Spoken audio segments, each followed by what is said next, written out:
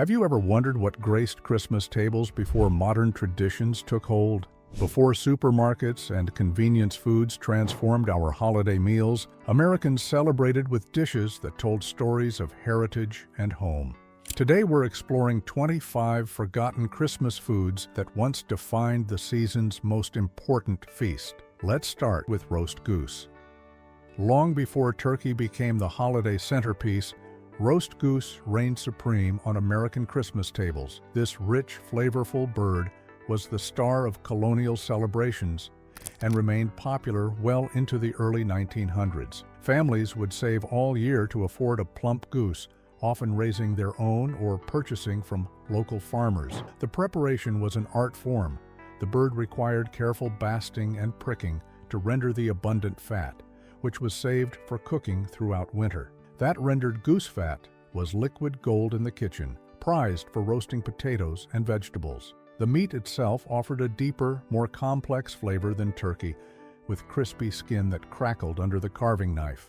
German and Eastern European immigrants especially cherished this tradition.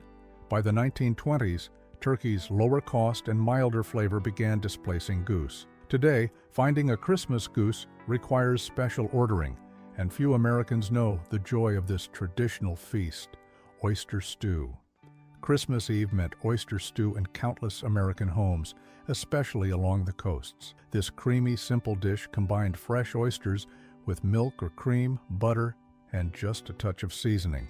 The tradition dates back to Irish Catholic immigrants who needed a meat-free meal for Christmas Eve fasting. Families would gather around steaming bowls, floating oyster crackers on top, while church bells rang in the distance. In the Chesapeake Bay region, every family had their secret. Some added celery, others a dash of Worcestershire. The best versions used oysters so fresh they were still briny from the sea. Children learned to love that first taste of the ocean, mingled with warm cream. By the 1960s, concerns about pollution and the decline of oyster beds made fresh oysters harder to find and more expensive. Canned versions couldn't capture the magic. Now this Christmas Eve comfort food survives mainly in memory and a few traditional households along the eastern seaboard. Mince pie with meat. Today's mincemeat pie contains no meat at all, but the original version told a different story. Traditional mince pies combined beef or mutton with suet, dried fruits, spices, and brandy in a mixture that aged for weeks. This wasn't dessert. It was a way to preserve meat through winter. Colonial housewives would prepare huge batches in November, packing the mixture into crocks and feeding it brandy weekly. The combination sounds strange now, but the savory, sweet blend created complex flavors that improved with age. Each family guarded their recipe, adjusting the balance of meat, fruit, and spices. Some added apple, others preferred more citrus peel. The pies themselves were often small, individual-sized treats called Christmas pies. Puritans once tried to ban them as too indulgent. The meat gradually disappeared from recipes during the early 1900s as refrigeration made preservation unnecessary. By 1950, most commercial mincemeat was entirely fruit-based. That original meat pie represented resourcefulness and tradition we've completely lost. Indian pudding. This humble dessert sustained New England families through centuries of cold Christmas seasons. Made from cornmeal, molasses, milk, and warming spices, Indian pudding baked slowly for hours until it transformed into creamy comfort. The name came from colonists calling corn Indian meal, and the dish merged Native American ingredients with English pudding techniques. Every household had their version. Some added raisins, others preferred it plain. The key was patience, letting it bake low and slow until the edges caramelized and the center stayed silky. Served warm with heavy cream or hard sauce, it provided both dessert and sustenance during harsh winters. Church suppers always featured at least one pan, the spiced aroma filling fellowship halls. Indian pudding remained a Christmas staple through the 1940s, especially in rural New England. But as convenience foods arrived and tastes shifted toward lighter desserts, this colonial comfort food faded. Today, Only historic restaurants and dedicated home cooks keep this piece of American culinary heritage alive. Hominy pudding. Southern Christmas tables once showcased hominy pudding as proudly as any turkey or ham. This creamy dish transformed simple hominy grits into holiday magic, with eggs, butter, and milk. Some cooks added cheese, others kept it sweet with sugar and vanilla. The texture was key, somewhere between custard and soufflé, with tiny corn kernels providing substance. It bridged the gap between side dish and dessert, equally at home beside roast meats or topped with preserves. The preparation required careful attention, slowly cooking the grits until perfectly smooth before folding in beaten eggs.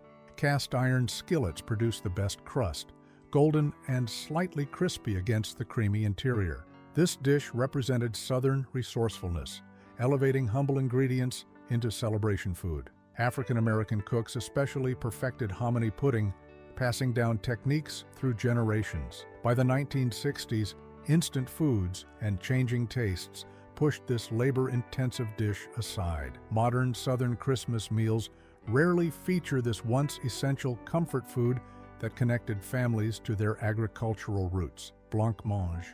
Elegant Victorian Christmas dinners weren't complete without blanc mange, that shimmering molded dessert that graced the finest tables. This delicate creation combined milk or cream with sugar and gelatin or cornstarch, often flavored with almonds or rose water. The pure, white color gave it its French name meaning white food. Proper ladies prided themselves on perfect blanc mange, turned out from elaborate copper molds into shapes of flowers, castles, or Christmas trees. The texture had to be just right, firm enough to hold its shape but trembling slightly when served. Some versions layered different flavors or colors for dramatic effect. Garnishes included candied violets, fresh berries, or gold leaf for the wealthy. Making blancmange required skill and patience, constantly stirring to prevent lumps while achieving that signature smoothness. It represented refinement and European sophistication in American dining rooms. The rise of instant puddings and Jell-O in the 1920s made elaborate molded desserts seem old-fashioned. This once prestigious dessert disappeared except from period dramas and historical cookbooks. Spiced peaches.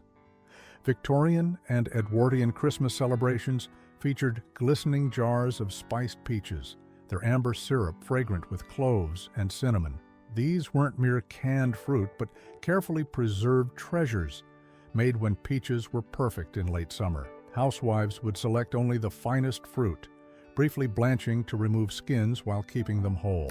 The poaching syrup combined vinegar, sugar, and warming spices, each family adjusting proportions to their taste. Some added brandy, others preferred pure fruit essence. The peaches simmered gently until just tender, absorbing the spiced liquid while maintaining their shape. Packed into glass jars, they aged until Christmas, developing deeper flavors.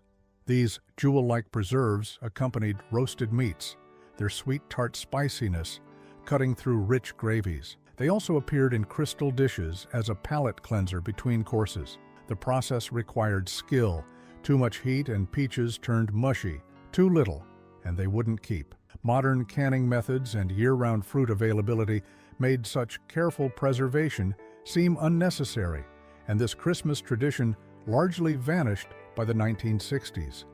Plum pudding. No British-influenced American Christmas was complete without plum pudding, despite containing no plums at all. This dense, dark dessert packed dried fruits, sweet, breadcrumbs, and enough alcohol to preserve it for months. Families began making their puddings on Stir-Up Sunday in November, with each member taking a turn stirring and making a wish. The mixture aged in cool pantries, developing complex flavors. On Christmas Day, the pudding steamed for hours, filling homes with spiced aromas. The presentation was pure theater, brought flaming to the table, doused in brandy, and set alight. Inside, families hid silver coins or charms for lucky finders. The sauce mattered too.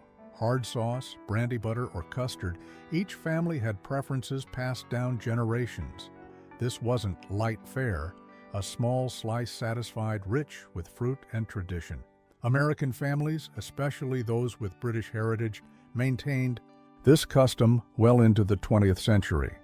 But the lengthy preparation and heavy nature couldn't compete with modern convenience desserts. By the 1970s, most plum puddings came from cans, if families served them at all.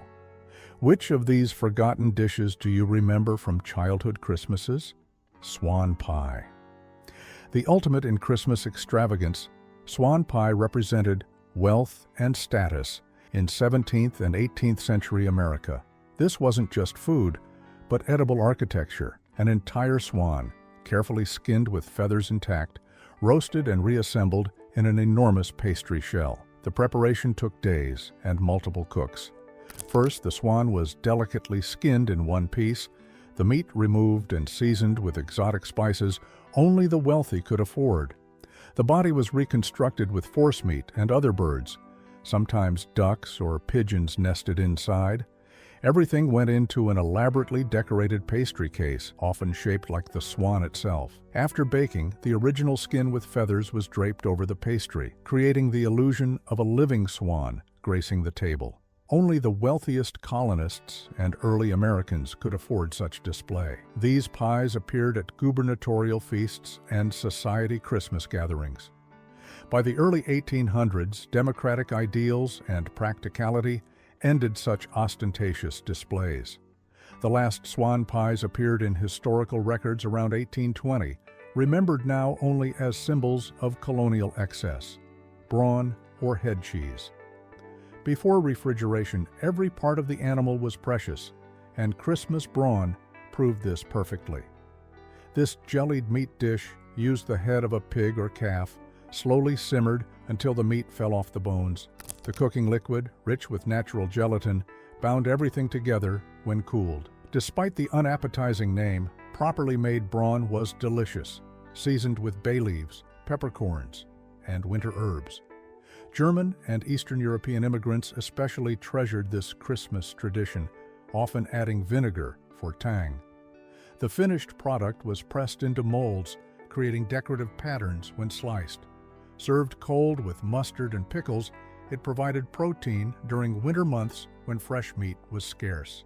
Making brawn was a community effort. Neighbors shared the work and the results. The process took 2 days, but yielded enough to last through New Year's.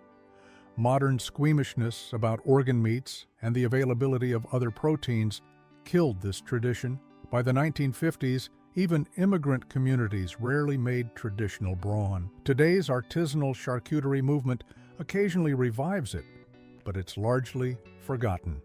Meat pies. Hearty meat pies once anchored American Christmas dinners from colonial times through the frontier era. These weren't dainty appetizers, but substantial enclosed pastries filled with beef, pork, or game mixed with root vegetables. The crust provided both plate and preservation, keeping the filling moist and hot. Each region had variations. Pennsylvania Dutch added sauerkraut. New Englanders preferred lots of gravy. Southerners might include sweet potatoes. The pies could be individual-sized or massive enough to feed extended families. Making them began days ahead, rendering fats for the crust and slow-cooking tough cuts until tender. Assembly was an art, creating vents for steam that formed decorative patterns.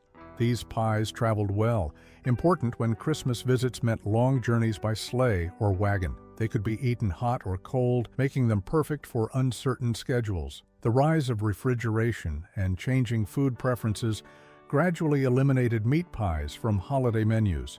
That's right. What once fed entire families through Christmas week became relegated to frozen pot pies. Their disappearance marked the end of truly portable feast food. Mutton roast. Before turkey and beef dominated, mutton roast claimed pride of place on many American Christmas tables. This wasn't young lamb, but mature sheep, offering robust flavor that stood up to winter herbs and root vegetables. Properly prepared mutton required knowledge. The meat needed marinating in wine or vinegar to tenderize, then slow roasting with frequent basting. The flavor was bold, almost gamey, pairing perfectly with mint sauce or red currant jelly. Immigrant communities from Britain, Greece, and the Middle East especially prized Christmas mutton. The fat rendered beautifully, creating crispy edges while keeping the interior moist. Leftover mutton made excellent shepherd's pie or hash for the week following Christmas. Raising sheep made economic sense on small farms. They provided wool, milk, and eventually meat. But as American tastes shifted toward milder flavors and beef became more affordable, mutton lost favor. By World War II, even lamb was becoming uncommon on Christmas menus. Today, finding true mutton requires specialty butchers, and few Americans have tasted this once central holiday protein. The loss of mutton represents our movement away from stronger, more complex flavors. Candied sweet potatoes. Long before marshmallows entered the picture, candied sweet potatoes graced Christmas tables in their pure, simple glory. Sliced sweet potatoes layered in cast-iron skillets with butter, brown sugar, and warming spices, then slowly baked until caramelized. The edges turned crispy, while centers became creamy, creating textural contrast in every bite. Some cooks added orange zest or a splash of bourbon, family secrets passed through generations. The dish originated in the South but spread nationwide as sweet potatoes became more available. The key was patience. Rushing the process meant uneven cooking and less caramelization. Proper candied sweet potatoes took hours, the sugars slowly transforming into complex caramel notes. This wasn't a side dish, but almost dessert, bridging the gap between savory and sweet. The 1950s introduction of marshmallow topping changed everything, making the dish quicker but masking the sweet potatoes. Natural flavors. Original candied sweet potatoes required no additions, just time, technique, and quality ingredients. Many modern versions are really marshmallow casserole with sweet potatoes underneath, missing the point entirely. Preserved fruits in brandy. Victorian Christmas pantries held jewel-like jars of fruits suspended in brandy, aging since summer's bounty. These weren't simple canned goods, but luxury preserves that improved with time. Peaches, pears, cherries, and apricots were carefully selected at peak ripeness, then submerged in quality brandy mixed with sugar syrup. The alcohol prevented spoilage while the fruit slowly absorbed the spirits, creating complex flavors impossible to achieve quickly. Wealthy families might use cognac, while others may do with local apple brandy. The preserving began in June with cherries, continuing through autumn's last pears. By Christmas, these branded fruits had transformed into sophisticated treats. They appeared in crystal compotes at formal dinners, accompanied holiday cakes, or topped ice cream. The remaining brandy, now fruit-flavored, became cordials or sauce bases. Making brandied fruits required significant investment. Quality spirits weren't cheap, and the fruit had to be perfect. Prohibition dealt the tradition a severe blow, and even after repeal, few families returned to such elaborate preserving. Modern cocktail cherries are pale imitations of these complex preserved fruits. Share your memories of which traditional Christmas foods your family served in the comments. Carp and cod dinners. Christmas Eve fish dinners brought old-world traditions to American tables, with carp and cod taking center stage. German and Eastern European families sought live carp, keeping them in bathtubs until Christmas Eve. Children named them as temporary pets before they became dinner. The preparation varied by heritage. Germans favored carp in beer sauce, Poles made it with gingerbread gravy, Czechs served it breaded and fried. Cod appeared on Italian and Portuguese tables, salt-preserved fish soaked and transformed into feast-worthy dishes. Bacala, brandade, and fish stews represented months of planning, sourcing the best-preserved fish. These weren't simple meals, but elaborate spreads with multiple fish courses. The tradition stemmed from Catholic fasting requirements, but became beloved beyond religious obligation. Families gathered for hours-long meals, each dish telling stories of homeland traditions adapted to American ingredients. By the 1970s, loosened religious requirements and assimilation reduced these elaborate fish feasts. frozen fish sticks replaced carefully prepared carp, and many families abandoned the tradition entirely. These Christmas Eve dinners connected immigrants to their heritage through taste and tradition. Clams, oreganata. The Italian-American feast of the seven fishes produced many memorable dishes, but clams, oreganata, held special place on Christmas Eve tables. Fresh, little-neck clams topped with breadcrumbs, garlic, oregano, and olive oil, then baked until golden. The aroma alone announced the holidays had arrived. Each family had their version. Some added red pepper flakes. Others preferred more lemon. The key was balance, enough breadcrumbs to create texture without overwhelming the clam's briny sweetness. Preparing dozens or hundreds for large family gatherings became a production, with assembly lines of aunts and cousins working together. The first batch always disappeared immediately, eaten hot from the oven while preparing the rest. This dish represented Italian-American innovation, adapting coastal Italian traditions to New World ingredients. The abundance of fresh clams made what was special in Italy achievable for working families here. But as families dispersed and traditions simplified, elaborate Christmas Eve seafood feasts became less common. Many modern Italian-American families order pizza on Christmas Eve, losing connections to these carefully prepared traditional dishes. Clams oreganata survive mainly in restaurants now. Snowball dessert. Mid-century American ingenuity created the snowball dessert, turning simple ingredients into Christmas magic. The classic version started with round sponge cakes or vanilla ice cream balls, covered entirely in freshly grated coconut to resemble snow. Some versions hid surprises inside: chocolate sauce, fruit preserves, or nuts. Others built elaborate sculptures, stacking snowballs into snowmen complete with chocolate chip faces. The dessert appeared in women's magazines throughout the 1940s and 50s, each offering variations. Church cookbooks featured dozens of interpretations using regional ingredients. The appeal was visual. These desserts photographed beautifully for holiday parties. Making snowballs required planning, but not complex techniques, perfect for home cooks wanting impressive results. Children especially loved them, both making and eating these winter confections. The rise of more sophisticated desserts and concerns about coconut's fat content ended the snowball era. By the 1970s, they seemed quaint and old-fashioned compared to chocolate lava cakes, yet nothing quite replaced their whimsical charm and accessibility. These simple desserts brought winter magic indoors, creating edible snow when nature didn't cooperate. Jell-O salad molds. No mid-century Christmas buffet was complete without a shimmering Jell-O salad mold, those architectural marvels of gelatin engineering. These weren't desserts but salads, combining lime Jell-O with cottage cheese, crushed pineapple with cherry gelatin, or the infamous perfection salad with cabbage and vegetables in clear aspic. Copper molds in elaborate shapes, wreaths, trees, stars, turned simple ingredients into centerpieces. The recipes required precise timing, adding ingredients at exactly the right temperature for proper suspension. Too warm and everything sank, too cool and layers wouldn't bond. Successful molds announced a hostess's skill and modern kitchen prowess.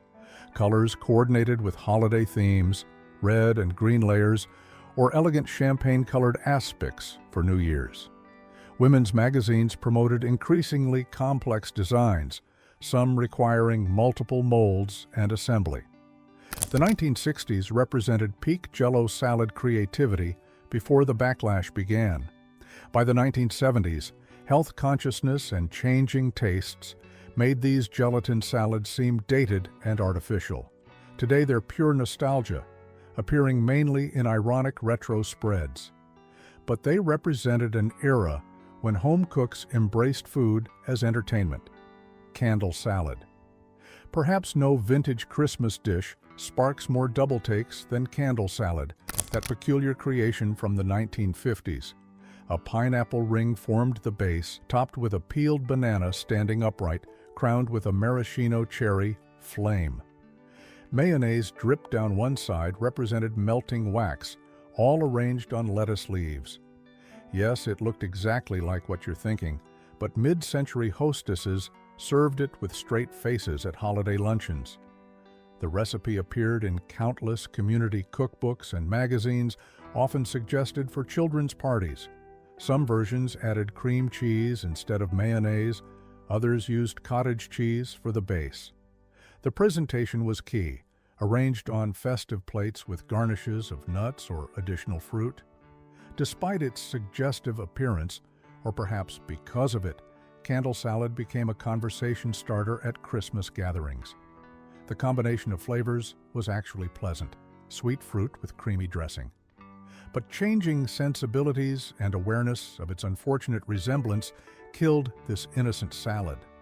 By the late 1960s, it vanished from polite tables. Today, it lives on only in vintage cookbook collections and internet memes, a reminder of more innocent times. Party loaf. The 1950s party loaf elevated the sandwich to architectural heights, creating the ultimate make-ahead Christmas party food. This wasn't just sandwiches, but edible sculpture, entire loaves of bread hollowed out, filled with layers of different sandwich fillings, then frosted with seasoned cream cheese. Each slice revealed colorful stripes: egg salad, ham spread, chicken salad, and olive nut mixture. The exterior decorating rivaled wedding cakes with piped cream cheese roses and vegetable garnishes. Making party loaf required planning and refrigerator space. It needed overnight chilling to set properly. The fillings had to complement without competing, moist enough to hold together but not soggy. Serving was an event, presenting the decorated loaf whole before slicing to reveal hidden layers. This dish embodied 1950s entertaining ideals: impressive appearance, make-ahead convenience, and portion control. Every women's magazine featured variations, from simple three-layer versions to elaborate holiday-themed creations. But the rise of more casual entertaining and concerns about mayonnaise-based food sitting out ended the party loaf era. Modern party platters seem boring compared to these edible monuments to mid-century creativity. Snowman cake. Children of the 1950s and 60s remember the magic of snowman cakes appearing on Christmas tables. 3 round layer cakes of decreasing size stacked to create the body, covered in 7-minute frosting, and pressed with coconut for snowy texture. Decorating became family entertainment. Chocolate chips for buttons, fruit leather scarves, pretzel stick arms, and gumdrop features. Some ambitious bakers added fondant top hats or mittens. The cake itself was usually simple vanilla or chocolate, letting decorations star. Making snowman cakes required engineering skills: dowels for support, careful proportions, and steady hands for assembly. Magazine instructions made it seem easy, but many lopsided snowmen graced holiday tables. The charm was in imperfection, each snowman unique as real ones outside. These cakes represented accessible holiday magic, achievable by average home bakers without special equipment. Children helped with decorating, creating memories beyond just eating cake. The trend faded as decorated cakes became available in every grocery store. Why struggle with homemade when professionals could deliver perfection? But store-bought snowmen never captured the personality of those lovingly crafted kitchen creations. Hot Dr. Pepper. The bizarre 1960s trend of hot Dr. Pepper as a Christmas beverage seems like urban legend, but it was absolutely real. The company actively promoted heating their soda and serving it with thin lemon slices as a winter warmer. Advertisements showed families gathered around fireplaces, sipping steaming mugs of heated Dr. Pepper.